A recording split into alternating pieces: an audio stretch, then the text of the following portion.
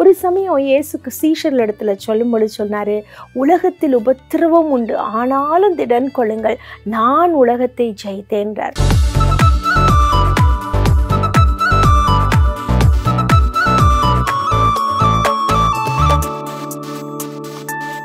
கிறிஸ்துவுக்குள் பிரியமானவர்களே, உங்களை இந்த நிகழ்ச்சியின் மூலமாக சந்திப்பது எங்களுக்கு மிகுந்த மகிழ்ச்சி.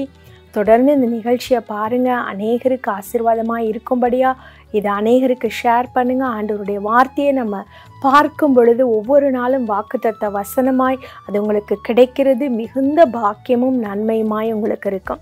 இந்த நாளில் இயேசுப்பா நமக்கு கொடுத்த வசனம் என்ன? 1 யோவான் 5ஆம் அதிகாரம் 4ஆம் வசனம். அதில் இப்படி சொல்லுகிறது, தேவனால் பிறப்பதெல்லாம் உலகத்தை ஜெயிக்கும், நம்முடைய விசுவாசமே உலகத்தை ஜெயிக்கிற ஜெயம் என்று சொல்லி. அப்போ இந்த ஜெயம் ஜெயம் ஜெயம்னு நிறைய இடங்கள்ல நம்ம வெற்றி ஜெயம் இதெல்லாம் நம்ம பார்க்குறோம்.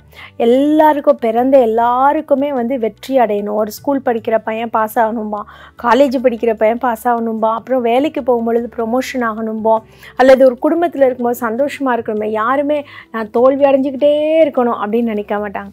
எல்லாருமே வெற்றி அடையணும், நல்லா இருக்கணும், முன்னேறணும், ஜெயிக்கணும் அப்படி தான் நினைப்பாங்க. ஆனால் நம்ம உலகத்தில் இருக்கும் பொழுது பலவிதமான போராட்டங்கள், சூழ்நிலை மாற்றங்கள், பல பிரச்சனைகள், கஷ்டங்கள் இது எல்லாவற்றையும் நம்ம சந்திக்கிறோம்.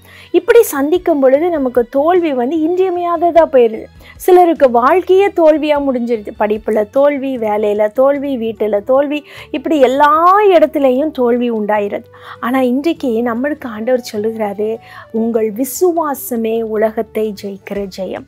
ஒரு சமயம் இயேசுக்கு சீஷர்கள் இடத்துல சொல்லும்பொழுது சொன்னாரு, உலகத்தில் உபத்திரவம் உண்டு, ஆனாலும் திடன் கொள்ளுங்கள், நான் உலகத்தை ஜெயித்தேன்றார்.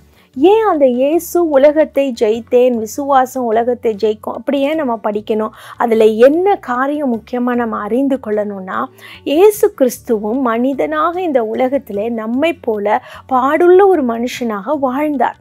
ஆனால் வாழ்ந்து பரிசுத்தமாய் ஜீவித்து காட்டினார். வாழ்ந்து எல்லாவற்றிலும் மற்றவர்களுக்கு ஆசீர்வாதமாய் வாழ்ந்து காட்டினார்.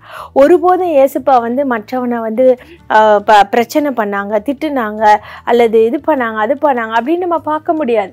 இயேசு கிறிஸ்துவை குறித்து உலகத்தில் அந்த 3.5 வருஷம் செய்த ஊழியம் மாத்திரம் நிறைய எழுதப்பட்டிருக்கிறது அப்படின்னு நம்ம பார்க்குறோம். ஆனால் அதற்கும் முன்னாடி நிறைய பேர் தங்களுடைய ரெக்கார்டிங்ஸ், அதாவது நிறைய பேர் இயேசு கிறிஸ்து இந்த இடத்திற்கு வந்தார், இந்த இடத்திற்கு வந்தார், இப்படியெல்லாம் அவங்களுடைய வாலிப வயதில் நடந்த காரியங்களையெல்லாம் எழுதுகிறத நம்ம பார்க்குறோம். ஆனால் ஒன்று மாத்திரம் உண்மை, இயேசு கிறிஸ்து இந்த உலகத்தில் பிறந்து ஒரு மனுஷனாய் அவதரித்து அவர் நம்மை போல வாழ்ந்து இந்த உலகத்தின் வாழ்க்கையை ஜெயமாக வாழ முடியும் என்பதை நிரூபித்து காட்டிவிட்டு சென்றார். அதுதான் இயேசு கிறிஸ்து நமக்கு கொடுத்திருக்கிற மிகப்பெரிய ஒரு பாக்கியம். நம்முடைய கடவுள் ஏதோ தூரத்தில் உட்கார்ந்து கொண்டு நீ உலகத்தில் நல்லா வாழலாம்ப்பா, அப்படி வாழலாம், இப்படி வாழலான்னு ஜீம்பூம்பா போடுற கடவுள் கிடையாது. ஆனால் அந்த கடவுள் தாம் வாழ்ந்து காட்டினார், அதை செய்து காட்டினார். எப்படி ஒரு ஆசிரியர் ஒரு மேக்ஸ்லேயோ சயின்ஸ்லேயோ எல்லாத்தையும் சம்ஸ் எல்லாம் போட்டு பார்த்தா தான் நமக்கு புரியும். இந்த புக்கில் இத்தனை பேஜ் இருக்குது, இதை பாரு, இதை செய் அப்படின்னு சொல்லிட்டு போனால் நமக்கு தெரியாது, புரியாது. அதே போல் இயேசு கிறிஸ்து நமக்காக வாழ்ந்து காட்டினார். எப்படிப்பட்ட வாழ்க்கை வாழ்ந்தார்? ஜெயமுள்ள ஒரு வாழ்க்கை, ஆசீர்வாதமான ஒரு வாழ்க்கை. அதனால தான் அவரை நாம் விசுவாசிக்கும் பொழுது நம்முடைய விசுவாசம் உலகத்தை ஜெயிக்கிற ஜெயமாயிருக்கும். உங்கள் நம்பிக்கை இயேசு கிறிஸ்துவின் மேல இருக்கட்டும், உங்கள் நம்பிக்கை அவருடைய ஜெயத்தின் மேல இருக்கட்டும். சிலுவையில் அவர் மரித்து உயிர் தெழுந்தது உங்களுக்காக. இன்றைக்கு நீங்கள் செய்ய போற எல்லா காரியங்களிலும் உங்களுக்கு ஜெயத்தை கொடுக்க அவர் வல்லவராயிருக்கிறார். ஆகவே நாம் அதற்காக நம்ம ஊக்கமாய் ஜெபிக்க போகிறோம். மறவாதீங்க, சோர்ந்து போகாதீங்க. ஏசப்பா நீங்க உலகத்தை ஜெயித்தீங்க, அதனால் நானும் விசுவாசிக்கிறேன், நானும் உலகத்தை ஜெயிப்பேன்னு சொல்லுங்க. நம்ம ஜெபிப்போமா? அன்புள்ள ஏசப்பா, ஆண்டவரே, இந்த அருமையான நேரத்தில் நீங்கள் கொடுத்த வாக்குத்தத்தத்திற்காய் ஸ்தோத்திரம் இயேசு சுவாமி. நீங்கள் எங்களோடு கூட இருந்து, எங்களைப் போல நடந்து, எங்களைப் போல வாழ்ந்து, எங்களைப் போலவே இருந்து இந்த உலகத்தில் ஜெயமான வாழ்க்கை என்பது சாத்தியம் என்பதை நிரூபித்து விட்டு சென்றீரப்பா.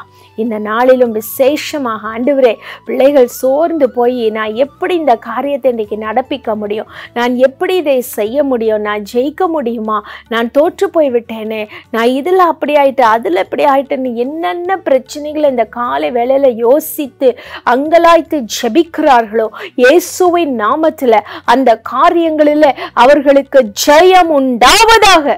அவர்களுக்கு ஜெயம் உண்டாவதாக. இயேசு சுவாமி, ஜெயம் உண்டாவதாக. உம்மாலே கூடாத காரியம் ஒன்றுமில்லை. ஜெய கிறிஸ்து அவர்களுக்கு முன்பதாக சென்று எல்லா காரியங்களிலேயும் ஜெயத்தை கட்டளையிடும். இயேசுவின் நாமத்தில் ஜெபிக்கிறோம் நல்ல பிதாவே, ஆமென்.